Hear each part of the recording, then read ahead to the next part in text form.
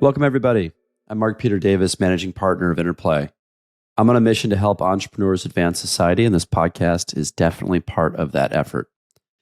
Today, we're doing a single solo segment. We've got Phuong Ireland on, my partner, to talk about KPIs. She always hits operational topics. It's very practical and tactical advice. I think her content should be consumed by every first-time entrepreneur.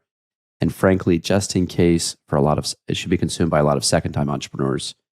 We're going to run through KPIs in some depth. It's not a super long segment, so it should be straight and to the point. And hopefully it's helpful. Enjoy. Phuong, great to see you. Great to see you, Mark. You're looking great. I know you're being sarcastic because I went to bed at 2 a.m. from a delayed flight. But you know, my joke for this is I'm grateful to my kids because they train me to be miserable without sleep, right? So I'm like actually kind of used to it. I think a younger me would have had trouble with this. But anyway, I'm here, I'm awake, and I want to learn. What do you got?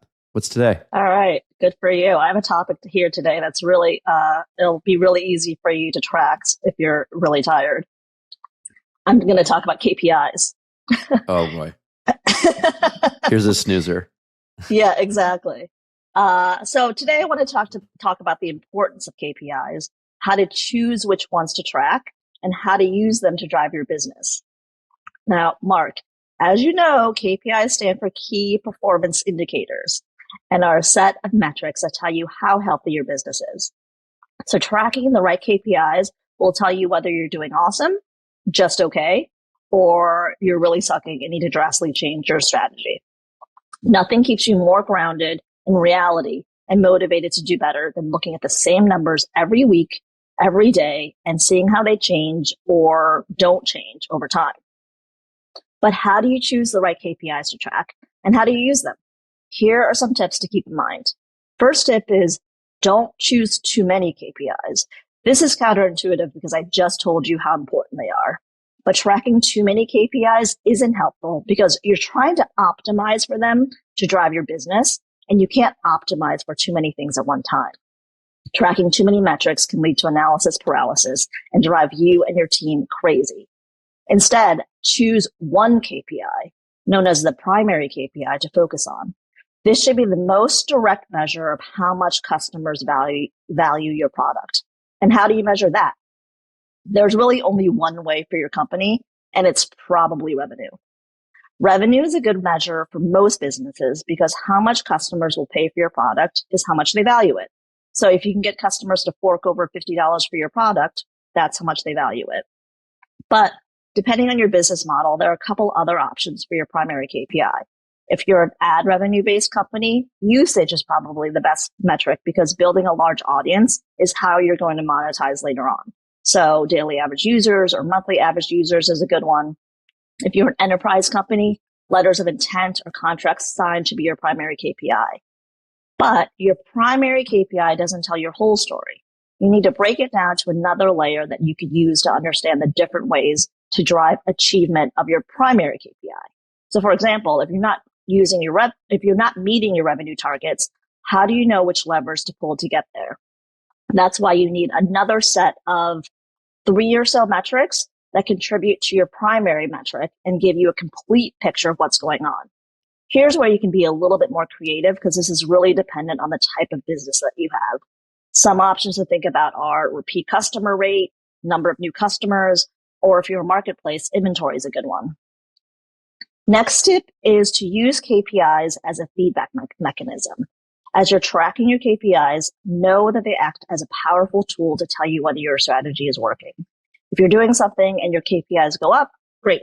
If you do something and things go down, stop doing it. That's why you should focus on KPIs to give you quick feedback and allow you to iterate fast. So for example, daily average users is probably better than monthly average users because who wants to wait a whole month in order to figure out you have to change something? Next tip is to set goals for your primary metric. So in the early stages, you have to be laser focused on revenue or whatever primary KPI you're tracking, focused on that growth. So rally your team around the growth and use it to motivate yourself. You should be tracking week over week growth. And a good benchmark for that, based on the early performance of some successful startups, is about 5 to 7% week over week. If you're doing 10%, you're doing awesome. Then the last tip is to use KPIs as a way to prioritize your time. As a founder, you never run out of things to do. There's always a massive to-do list. But prioritize the work that will give you your KPI goal. So every week, ask yourself, what's the biggest hurdle that's standing in the way of reaching my goal? Think about how to overcome it and then focus on those things. That's it. That's all I have for the week. You know, I was sarcastic at the beginning of this session about how this is a snoozer topic, but it is, in all sincerity, super important. And I think the point number one you made is kind of the thing to hammer home. The amateur move that a lot of people do is they bake out 25 to 50 KPIs. I've done that way back. It's 5 or fewer, right? It's maybe in some cases it's a few more. And while that might sound paralyzing to folks when they're like, wait, but what if there's some underlying issue? Once you have those kind of guiding light KPIs that you're tracking, you can double click and say, hey, this one's dipping. Why? Okay, to assess that for the next X months, we're going to start tracking 2 or 3 drivers of this KPI. And that's the key, is it allows you to focus on things that actually move the needle in the business. And then once that KPI is figured out, you can drop the underlying KPIs and you're back up to the top and moving again. So it's meant to be this kind of flexible living kind of dashboard. But when people end up with 50 KPIs, everyone dreads calculating it. Yep. Everyone dreads reading it, and it stops being actionable. And that last word, I think, is the key thing that most people miss. You can just do the analysis paralysis, but every KPI should have okay, if this goes down, I'm going to do something. And if you can't think of anything you're going to do, it may not be the right KPI to track. So all of this needs to be super, super actionable. Otherwise, it's not really a dashboard. The idea of a dashboard is it's helping to guide you. Right, exactly. And I think you made a good point that it is, don't just choose KPIs and keep living with it. You're going to learn a lot more about your business over time. And it should be something that's, your primary KPI is your revenue. That's going to be your key thing that you're driving. But as you learn more about your business, maybe there are other KPIs, and you should be cognizant of that and be flexible. A lot of entrepreneurs, last I'm going to say on this, don't start tracking their KPIs until after they raise venture funding. They are just kind of scrambling to stay alive. They know kind of some of the numbers, and then the VCs come in and say, I have no idea what the hell's going on. Now there's other people that I have to communicate with, and so it evolves towards this process. I recommend everyone starts this as soon as possible. This is called being a data-driven leader, and veteran CEOs start with this. Yeah, 100% agree on that.